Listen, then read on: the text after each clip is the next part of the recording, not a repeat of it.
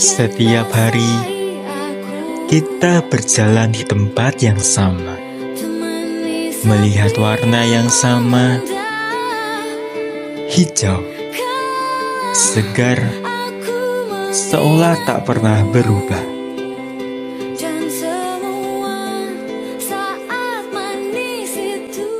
Habis ini ada ulangan agama gak sih? Ya, jam terakhir itu kita agama. Terus katanya kemarin ulangan. Materinya apa ya? Terakhir itu ada gak sih? Cuma mulai dulu Yesus.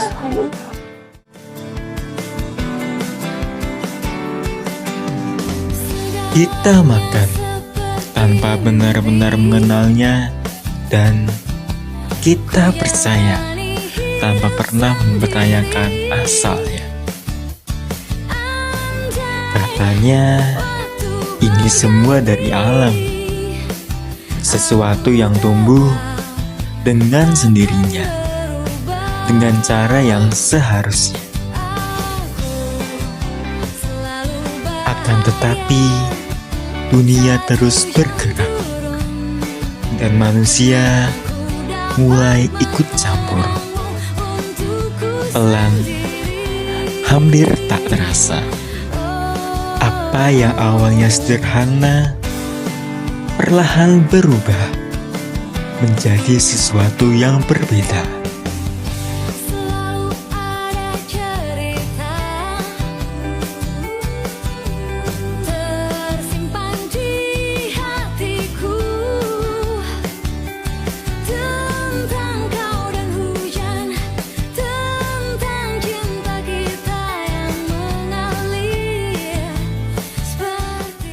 Baiklah, anak-anak sudah paham materi hari ini? Sudah. Oke.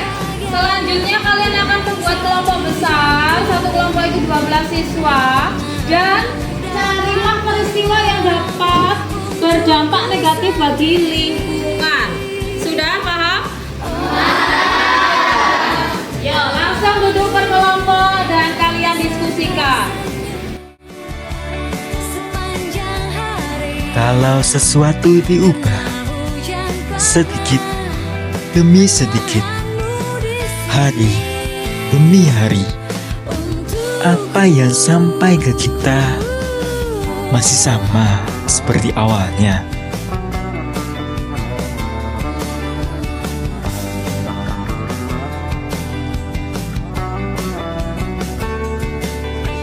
Tanpa sadar bahwa ada sesuatu yang perlahan ikut masuk ke dalam hidup kita.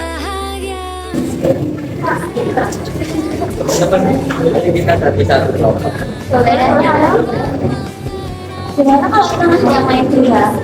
Boleh? Enggak, sekarang langsung enggak? Boleh.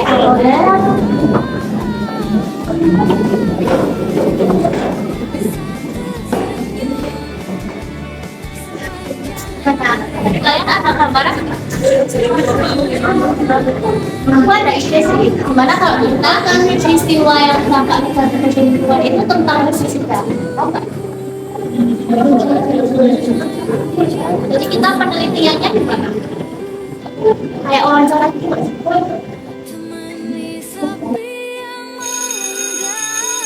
Sesuatu yang tak terlihat, tak terasa, tapi selalu ada. Dan mungkin bukan tentang apa yang kita lihat,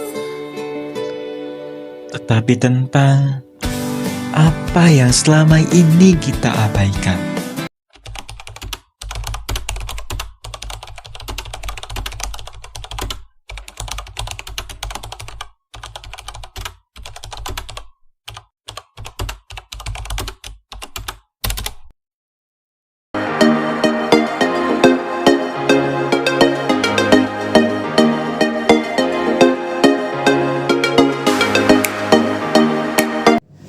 Selamat sore Bu Septi, selamat sore. Kami dari siswa-siswi SMA Negeri 6 itu kebetulan mendapatkan tugas kurikuler mengenai pestisida.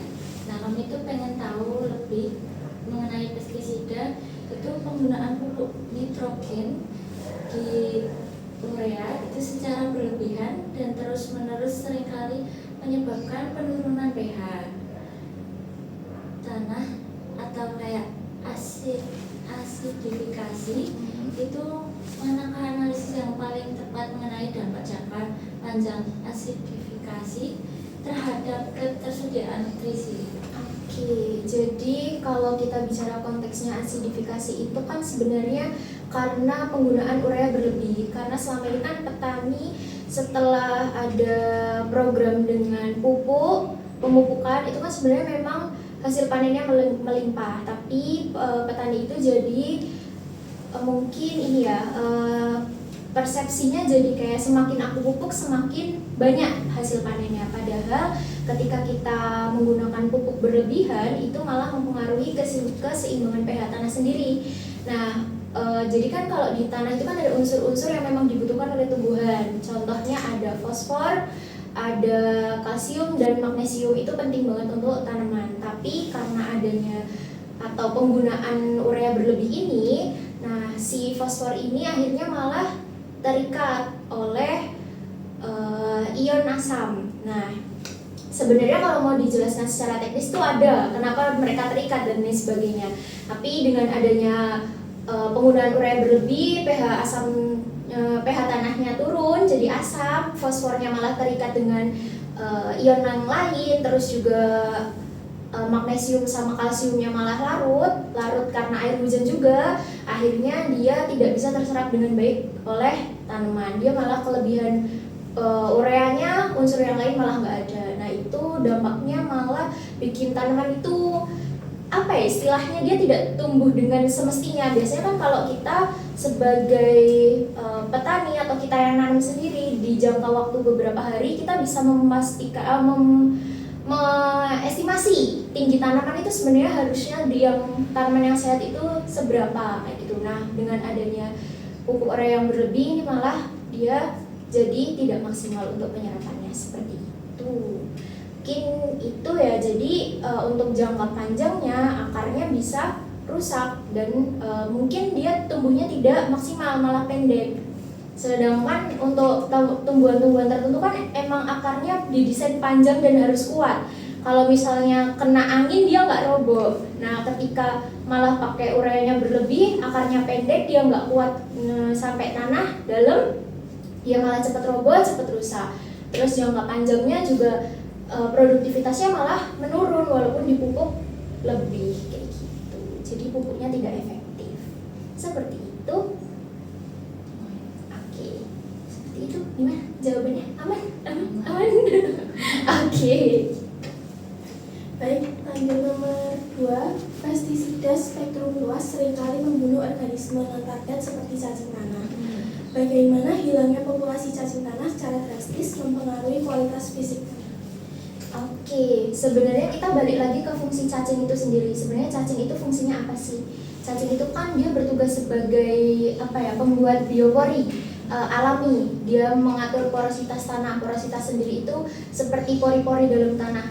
Kamu bisa membedakan tanah yang gembur sama yang tandus. Tanah sawah yang keras banget ketika dia nggak ada airnya, dan tanah humus yang kita biasa jumpai di hutan seperti itu kan ada bedanya ya, tanah keras, tanah humus dan lain sebagainya. Nah, cacing ini sebenarnya berperan penting di porositas tanah. Kalau misalnya porositas tanahnya dia jadi menghilang, padat, nggak ada cacing kan otomatis nggak ada yang ngolah tanahnya secara alami. Akhirnya tanahnya jadi padat, kemudian nanti dia nggak bisa nyerap air. Padahal air sendiri adalah sumber nutrisi juga kan untuk tanaman. Jadi nanti tanahnya padat, airnya mengenang, akarnya jadi istilahnya tuh bisa disebut dia nggak dapat oksigen. Kalau kita nggak dapat oksigen tuh gimana? Sesak nafas kan, bisa disebut kayak gitu akarnya. Jadi cacing yang harusnya nggak jadi target dari pestisida sendiri, dia hilang malah mempengaruhi kesuburan tanahnya sendiri seperti itu. Termasuk mikroba-mikroba baik yang bekerja sama dengan cacing-cacing kan pasti ada, nggak cuma cacing aja kan, nanti mikroba baiknya juga jadi hilang karena tanahnya juga padat, nggak ada porositasnya lagi, dan ya nanti kayak beton aja jadinya kalau nggak ada cacing itu. Sebenarnya bisa dianalogikan seperti itu, ketika cacingnya nggak ada, tanahnya padat, nggak bisa untuk nanam. Oke, ada lagi? Untuk pertanyaan yang ketiga, penggunaan pupuk kimia sintesis secara intensif tanpa penambahan bahan organik dapat menyebabkan fenomena harpan, lapisan keras bawah tanah. Apa penyebab utama fenomena ini dari sudut pandang struktur tanah? Oke, kita mungkin itu masih ada hubungannya sama yang di pertanyaan yang kedua. Pertanyaan kedua itu kan ketika ada mikroorganisme lain yang hilang karena penggunaan pestisida yaitu cacing. Nah, ini masuk ke sini, dia jadi padat, hard pan, ya kan? Nah, tanahnya jadi padat, terus nanti dia otomatis bahan organiknya hilang, nggak ada lapisan humus. Humus itu kan sebenarnya lem alami di tanah itu sendiri. Jadi dia mengikat, termasuk untuk nutrisi dan lain-lain. Nah, partikel tanahnya yang kecil-kecil itu seharusnya jadi menempel, malah jadi hilang, nggak bisa. Terus nanti apa yang terjadi? Jadi airnya ketahan di dalam kan, harusnya yang kita bisa ada lapisan keras, dia bisa nahan, dia malah nggak bisa ketahan airnya, akarnya juga jadinya nggak nembus ke tanah, dia jadi harus mencari air ke tempat lain. Nah, di sini berhubungan juga dengan airnya yang tadi tidak tertahan di tanah, yang humusnya itu harusnya mengikat, terus airnya nggak ketahan di tanah, dia hilang, nanti otomatis tanamannya nggak dapat nutrisi. Balik lagi, pasti tanamannya akan kekurangan nutrisi, tidak tumbuh dengan baik, seperti itu. Gitu. Ya, terus habis itu kalau misal seorang petani itu melaporkan bahwa meskipun dosis pupuk NPK tingkatkan, hasil panennya tetap stagnan atau justru menurun, gejala tersebut itu sering disebut kayak leveling off. Analisis manakah yang paling logis menjelaskan fenomena tersebut? Oke, kalau teman-teman pernah dengar hukum faktor pembatas, itu punyanya Liebig's Law. Istilahnya itu Liebig's Law. Nah, jadi ketika ada leveling off, kenapa pupuknya ditambah malah hasilnya berkurang atau hasil panennya tidak maksimal, tanamannya malah jadi rusak gitu kan. Nah, tanaman itu kan sebenarnya nggak cuma butuh NPK itu tadi, tanaman itu butuh yang lain. Ada dari air, tadi kita balik lagi ke pertanyaan pertama, ada pH, dia butuh itu semua. Terus juga ada balik lagi ke pertanyaan cacing, dia butuh mikroba dan struktur tanah yang baik, tadi di pertanyaan 3. Nah, kita di situ faktor-faktor itu seharusnya seimbang satu sama lain. Ketika pupuk ditambah terus tanpa memperhatikan keseimbangan yang lain, pastinya pupuknya malah jadi nggak efektif gitu. Walaupun pupuk ditambah sebanyak apapun, dia tidak akan efektif ketika keseimbangannya terganggu. Seperti itu. Nah, tadi kita balik lagi, ketika pH-nya terlalu asam karena penggunaan urea yang terlalu banyak, pasti akan ada mineral atau unsur-unsur yang lain tidak terserap dengan baik. Terus tadi penggunaan pestisida cacingnya hilang, malah nggak ada porositas, akarnya tidak berkembang, tanahnya padat dan lain sebagainya. Seperti itu. Baik, untuk soal nomor 5, pestisida organofosfat yang mengendap di tanah dapat mempengaruhi siklus fosfor alami. Bagaimana mekanisme gangguan ini terjadi? Oke, kalau tadi kita balik lagi ke pertanyaan yang 1, ada asidifikasi tanah, itu kita bisa hubungkan dengan pertanyaan nomor 5 ini. Fosfor itu kan terikat di tanah ya, dia terkunci sebenarnya. Nah, ada mikroba yang memang dia tugasnya untuk melepaskan si fosfor ini. Ketika nanti mikroba ini, kalau nggak salah itu namanya enzim fostase. Kalau tidak salah nanti fostase ya, nanti coba teman-teman cari. Enzim fostase ini memang dihasilkan mikroba tertentu untuk membantu melepaskan si fosfor di dalam tanah ini agar bisa diserap oleh tanaman. Nah, nanti kalau ada pestisida organofosfat, dia membunuh si mikroba yang seharusnya melepaskan enzim tadi. Otomatis produksi enzimnya terganggu, terus malahan fosfornya nggak bisa diserap dengan baik. dia ada, fosfornya ada di tanah masih ada, tapi dia tidak bisa diserap langsung. Jadi sebenarnya mekanisme tanaman itu dia nggak yang serta-merta nyerap air, nggak yang serta-merta nyerap unsur dan mineral. Dia butuh diolah dulu sampai akhirnya bisa diserap oleh tanaman itu sendiri. Makanya ketika tadi gangguan fosfor, siklus fosfor oleh organofosfat. Nah, normalnya itu tadi, normalnya ada mikroba yang seharusnya bisa melepaskan enzim itu tadi untuk tanaman bisa menyerap fosfor di dalam tanah. Tapi karena ada fenomena tersebut, mikrobanya hilang, akibatnya fosfornya nggak bisa diserap tanah, tanaman yang kekurangan fosfor. Kayak gitu. Thank you. Baik, terima kasih. Lalu dampak eutrofikasi di perairan sekitar lahan pertanian seringkali berawal dari penggunaan pupuk kimia di daratan. Dari dampak eutrofikasi tersebut, hubungan mekanis apakah yang terjadi? Oke, eutrofikasi itu sebenarnya dampaknya atau dimulai dari penggunaan urea juga, pupuk dari asalnya adalah di nitrogennya itu sendiri.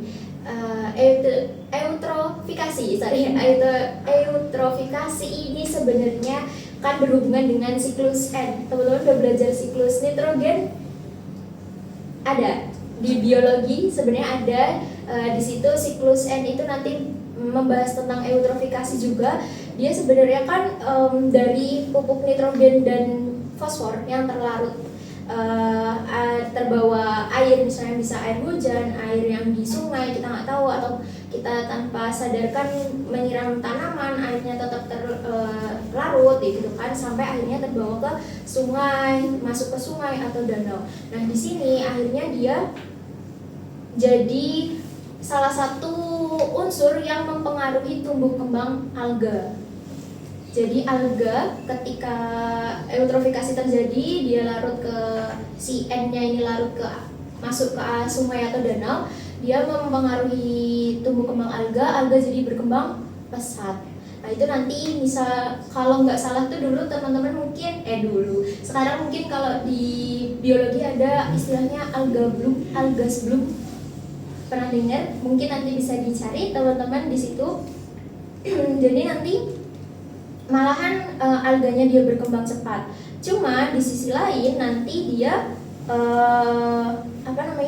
ketika si alga ini berkembang, dia mati, diuraikan, dia malah mempengaruhi ketersediaan oksigen di danau. Nah, mungkin kalau contoh kecilnya sebenarnya ada ketika eceng gondok. Teman-teman tahu tanaman eceng gondok? Jadi perkembangan eceng gondok itu bisa benar-benar yang meledak ketika limbah-limbah rumah tangga itu nggak diolah dengan baik. Limbah rumah tangga kan kita taunya langsung buang aja ke selokan, kita nggak tahu dia ngalirnya sampai mana. Nah ketika dia terakumulasi terus jadi jadi menumpuk di danau, itu bisa bikin eceng gondok itu berkembang pesat dan akhirnya tidak ada oksigen yang masuk ke air, seperti itu. Nah nanti pastinya adalah oksigennya habis, nggak ada yang masuk ke air, sinar matahari nggak ada yang masuk juga kan, otomatis nggak ada tumbuhan air yang menghasilkan oksigen juga, ikannya mati, dampak seriusnya airnya beracun, bisa juga ekosistemnya rusak di sungai dan lain sebagainya. Itu seperti itu. Nah, kasih ya. Nah, lanjut untuk dalam jangka panjangnya nih, penggunaan pestisida kimia itu dapat menurunkan resistensi alami terhadap penyakit tular tanah seperti soil borne diseases. Nah, itu tuh mengapa bisa demikian? Oke. Nah, tadi kan sebenarnya kalau kita balik lagi ke tanah yang sehat, ketika ada cacing dan organisme mikroba yang lain, itu kan dia sebenarnya tanah sendiri itu punya sistem imunnya sendiri. Jadi kita nggak berbicara tentang struktur tanah aja, tanah itu bisa kita katakan dia hidup, dia punya sistem imunnya sendiri. Nah, tanah ini punya mikroba yang dia itu bertugas untuk melawan patogen. Jangan patogen deh, apa ya yang paling menggambarkan? Ada hal-hal lain atau unsur-unsur lain yang sebenarnya itu bisa merusak tanah. Nah, si tanah ini punya sistem imunnya sendiri. Salah satunya mikroba-mikroba yang ada di dalam tanah. Dia bertugas untuk melawan itu. Terus akhirnya ketika si mikrobanya harusnya membuat tanah itu sehat, dia malah ada persaingan dengan hal-hal lain, atau ya udah kita sebutnya patogen itu aja, malah ada rebutan, istilahnya kayak kompetisi di situ. Akhirnya ketika nanti digunakan terus atau terjadi terus, pasti balik lagi keseimbangannya. Akhirnya keseimbangannya yang tidak baik, tidak stabil, terus nanti akhirnya mikroba baiknya mati karena terjadi persaingan itu. Akhirnya keanekaragamannya juga turun. Keanekaragaman di sini mungkin yang dimaksud jadi mikroorganisme yang di tanah yang jadi sistem imun itu juga turun seperti itu. Nanti balik lagi mungkin ke pertanyaan yang tadi, fosfornya nggak bisa dilepas karena mikrobanya juga hilang seperti itu.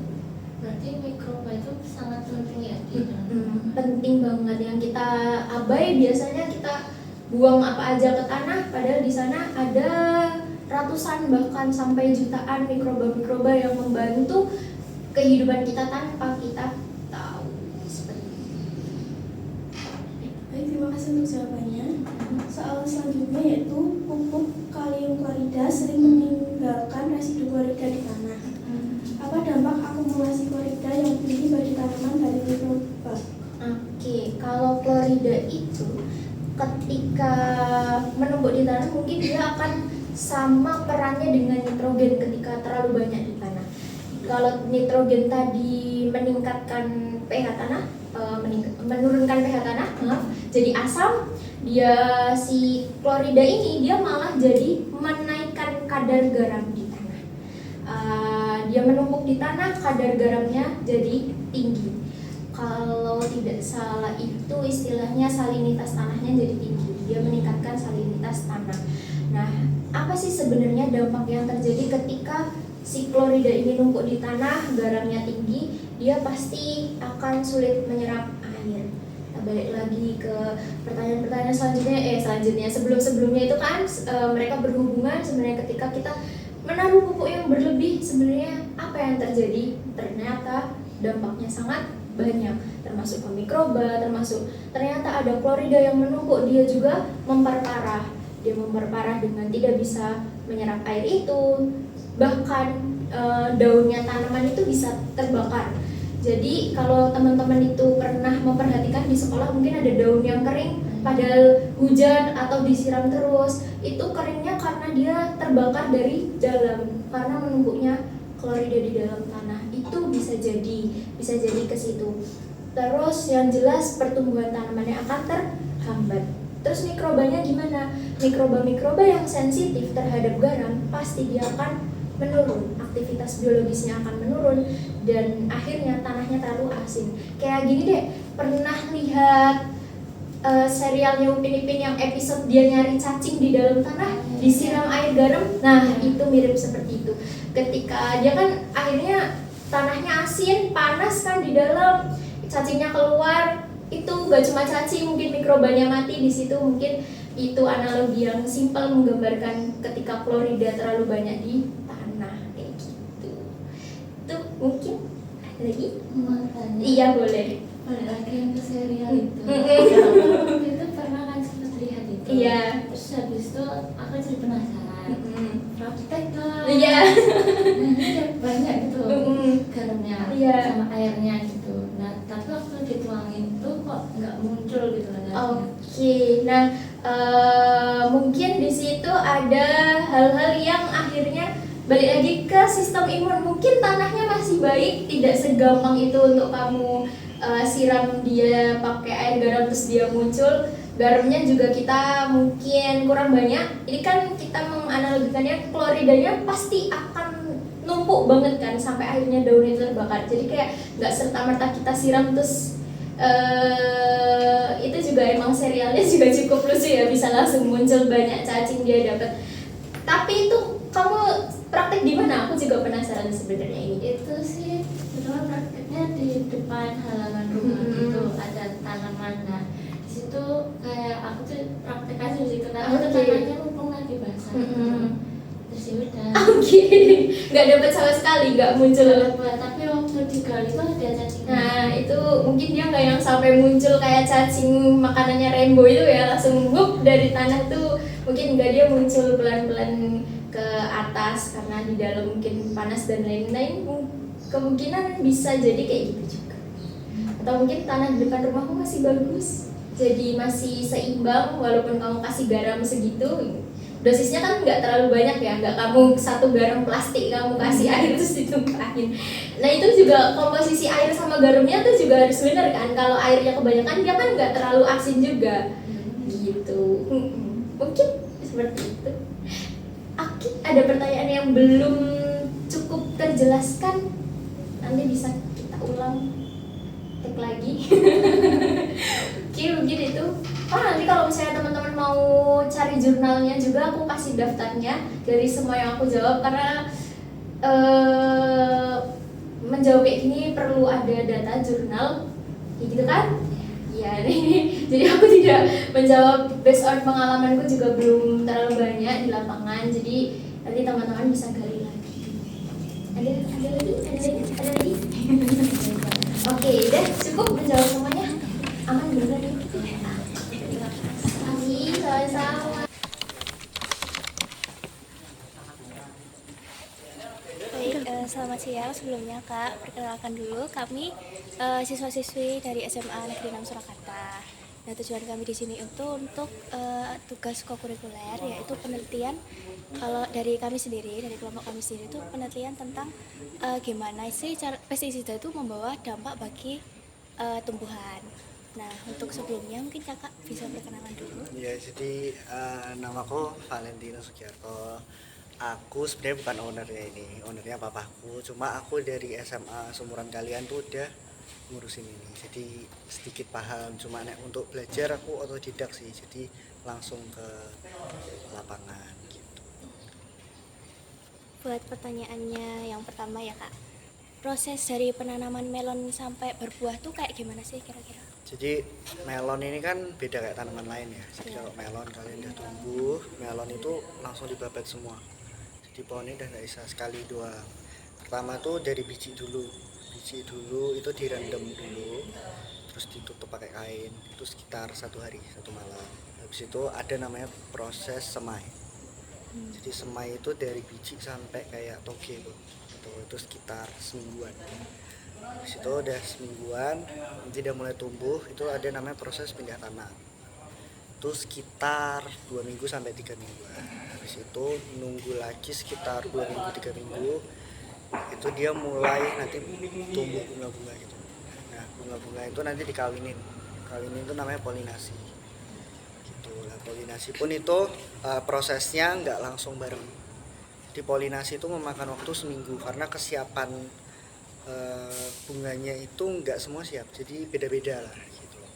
Polinasi sebenarnya itu ada 2 cara. Itu ada yang pakai kuas, jadi dikawinin satu-satu, atau kalau mau yang lebih cepat itu pakai lebah. Jadi lebah dilepasin gitu, nanti mereka seminggu udah ngawinin sendiri. Nah habis itu nanti nunggu lagi, habis kawinnya berhasil itu mulai tumbuh buah. Nah buahnya tuh kecil-kecil, kalau kalian tahu kayak timun. Nah kayak timun, nah itu nanti diseleksi. Karena kita hidroponik, jadi kita enggak dari satu pohon itu kita cuma ambil 1 buah. Sebenarnya normalnya 4-5. Kalau yang kalian lihat di sawah-sawah kan banyak tuh. Karena kita hidroponik jadi kayak gitu. Itu pokoknya totally dari kamu biji sampai berbuah itu 3 bulan, kurang lebih kayak gitu. Selama 3 bulan itu kalau misal dari biji itu bisa nggak sih kalau melon itu kayak nggak bisa tumbuh gitu? Bisa. Itu ada beberapa ini sih. Pertama dari benihnya sendiri. Kalau benihnya udah error, itu udah susah juga. Maksudnya error gimana? Benih itu sebelum kalian tanam ada perawatannya juga. Jadi benih itu nggak boleh kayak di suhu ruang tuh nggak boleh. Kalau buat hidroponik benihnya kan beda, jadi harus dikupas dulu. Sama ya tadi, gimana kalian manage kebersihan lingkungan, itu juga ngaruh banget. Gitu.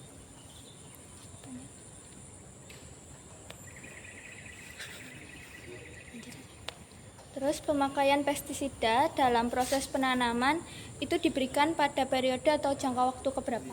Nah, kita sendiri itu pestisida mungkin cuma pakai 10%.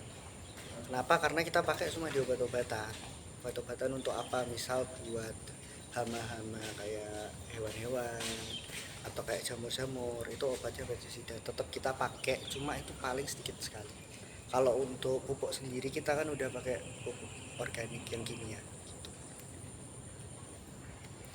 Lalu apa pengaruhnya penggunaan pestisida terhadap buah yang dihasilkan? Apakah buahnya menjadi lebih berkualitas? Sebenarnya kalau itu tadi, pestisida itu buat kita buat obat doang. Bukan untuk apakah lebih bagus atau enggak, itu menurutku ya itu ngaruh juga. Karena kan kalau penyakitan juga nggak akan tumbuh. Cuma untuk segi ukuran, kemanisan itu nanti lebih ke pupuknya, bukan pestisidanya. Pestisida itu fungsinya kalau di hidroponik cuma buat obat. Gitu. Kadang kalau misal pestisida ya kak, nah itu tuh bisa buat tumbuhan itu mati nggak? Kalau terlalu banyak bisa. Gitu. Karena kan itu keras juga dosisnya. Iya. Gitu sih. Untuk tanah yang terkena pestisida itu kira-kira dampaknya seperti apa kak? Sama ada perbedaan nggak dibandingkan dengan tanah yang nggak terkena pestisida? Dengan disclaimer dulu, kita itu nggak pakai tanah. Kita 100% tuh pakainya kokopit. Kayak kalian lihat di karung-karung. Kokopit itu dari apa? Dari kelapa. Jadi kita nggak. Kenapa pakai kokopit? Karena penyerapannya lebih bagus. Kalau melon itu kan akarnya rambat ya. Kita mau yang lebih bagus pakainya kokopit.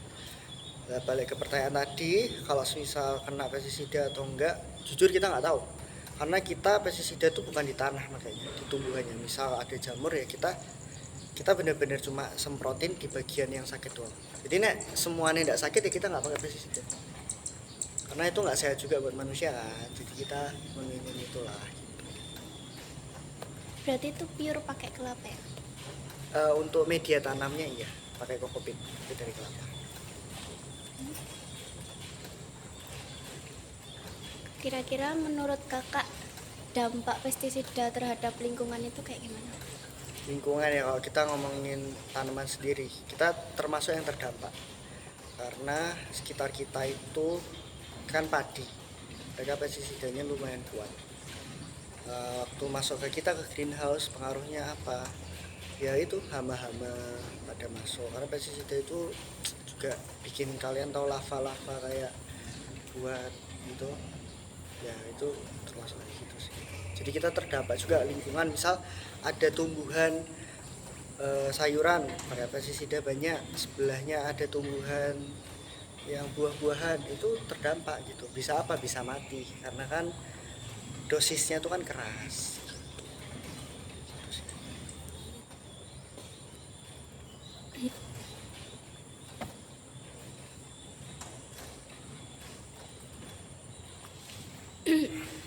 Terus kenapa hasil kebun atau pertanian itu kalau misal tanpa pestisida sama tanpa pupuk kimia tuh harganya bisa lebih mahal gitu daripada yang pakai pestisida? Kayak misal kita hidroponik, Iya. kenapa lebih mahal?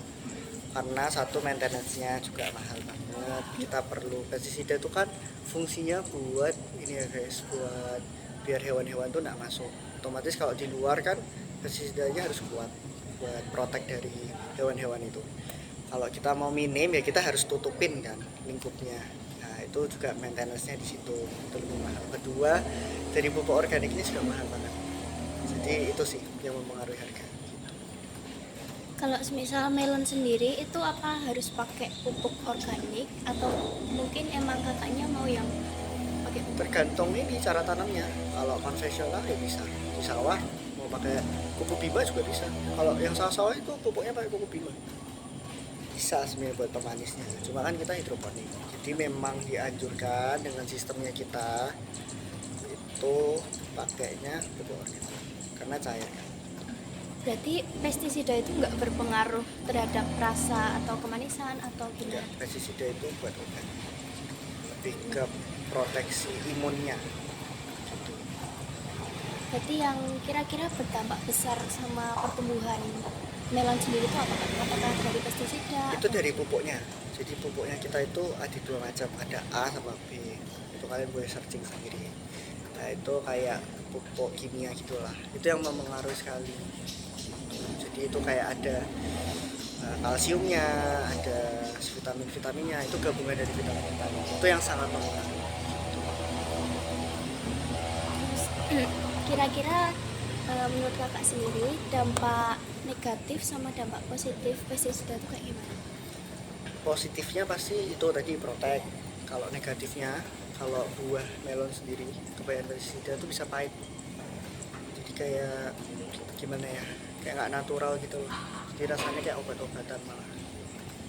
Itu juga nggak sehat juga sih buat orang-orang. Kenapa orang-orang sekarang milih hidroponik? Karena efeknya ke tubuh itu lebih bagus kalau natural gitu sih.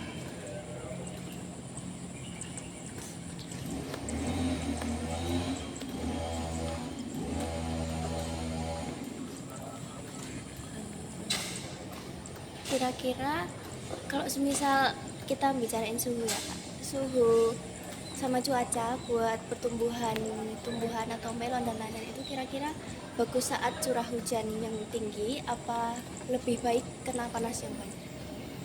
Sebenarnya panas sih, kalau melon sendiri panas. Jadi ya nanti kalian tak ajak masuk ya. Kalau di dalam itu ada fan-fan gitu.